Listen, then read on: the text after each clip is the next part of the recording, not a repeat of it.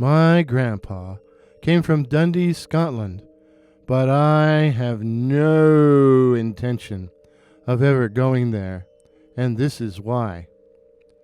A few months ago, a friend of mine was on vacation in Scotland and ended up in Grandpa's hometown, where he and his missus decided to stay in a small hotel my friend described as a delightful old place. A delightful old place. And at first it was. A huge antique lantern hung over the entrance, while inside the rooms were large and low, the ceilings, walls, floors, and staircase all of oak. The diamond-paned windows and innumerable nooks and crannies and cupboards created an atmosphere of quaintness and comfort. Under the cheerful rays of the sun, but still the missus wondered how the place would strike her at night. The room they engaged, not selected as the hotel was full, the room they engaged was at the end of a very long passage, at the back of the house, overlooking the yard. It was a large apartment with a huge bed, a gigantic antique four-poster.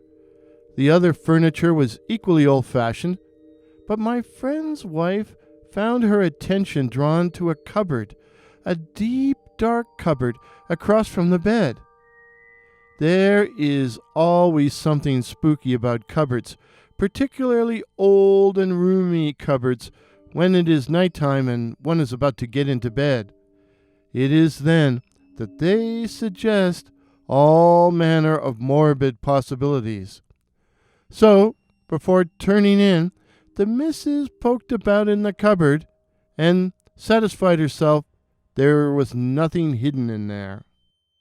My buddy was sprawled out, busily channel surfing and trying to find something that wasn't in Gaelic, when suddenly they both realized it was midnight, and time they were in bed. It had been a busy day. Once under the covers, the missus said, "You know, I had a weird sensation when I looked in the cupboard just now.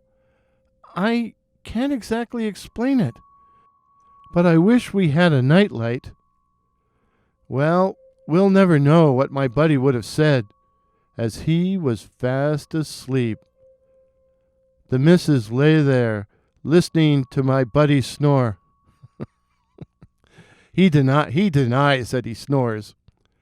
Listening to my buddy snore and wishing with all her soul he would stop that noise, when she suddenly became aware of a smell, a most offensive, pungent odor that crept up her nostrils.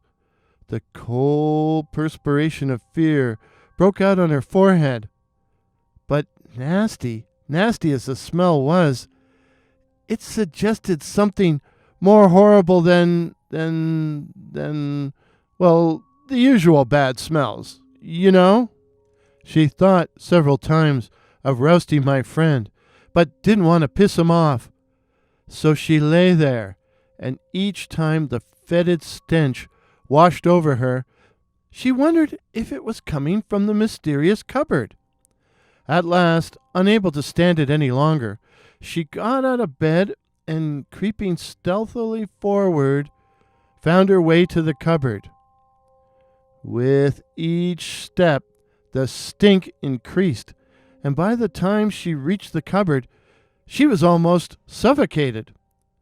For some seconds, she toyed with the door handle, longing to be back in bed, but unable to tear herself away, until at last she held her breath and swung the door wide open. The instant she did, the room filled with the faint phosphorescent glow of decay, and she saw before her a head, a human head, floating in mid-air. Petrified with terror, she stood stock still and stared at it.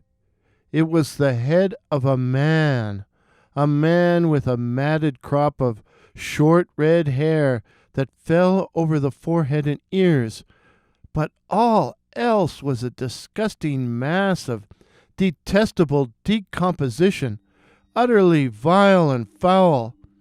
As the abnormal thing began moving towards her, the spell was broken, and with a cry of horror, she fled back to bed. The head floated after her, and the missus half dragged my half-asleep, half-awake buddy out of bed before the head could touch him. He's told me he figures he was even more frightened than she was. They both made a frantic rush for the door as the head floated after them. But unfortunately, they tripped over their suitcases and hit the floor, only to find the head had caught them, hovering over them, then descending lower and lower and lower and lower, and passing right through them, then through the floor and out of sight. It was long ere either of them could sufficiently recover to stir from the floor, and when they did move, it was to rush the small, cramped bathroom. What happened then was horrifying, my buddy said, but it was also gross, and you don't want to know about it. You don't want to know. You don't. No. They woke up, sick and exhausted, and pissed. Staggering downstairs, they demanded an interview with the landlord, who tried to tell him it was all a bad dream, and he was pretty snotty about it, until they reminded him that hotel reviews could now be posted online. The landlord then invited them into his private office, and he began to sing a different tune, and ended by offering them another room on the house if only they would forget about what had happened. I know what you say is true, he said with a whine, but what can I do? I cannot close the hotel and lose all my income because one room is haunted. In fact, most visitors never see the thing. Why it bothered you, I cannot say. What is the history of the head? Well, they say the head belongs to a peddler who was murdered here over a century ago. The body was hidden in the cupboard, with the head under the cupboard floor. His murderers were never caught.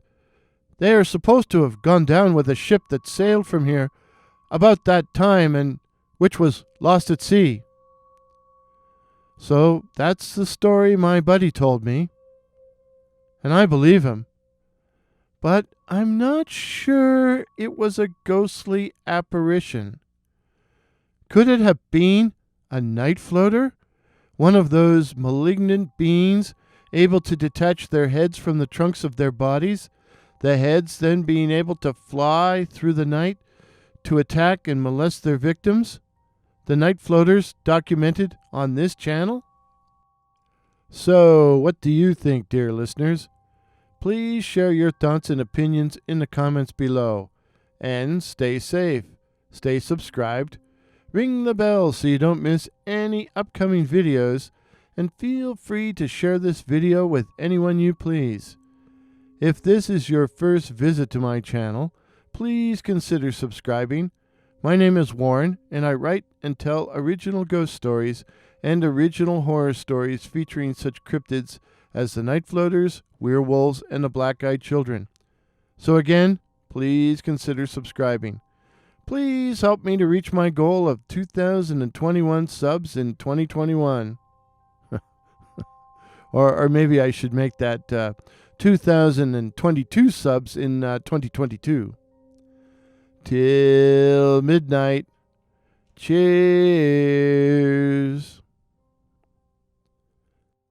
P.S. I told my buddy I thought the head might have been a night floater. He told me I was full of stuff. Full of stuff.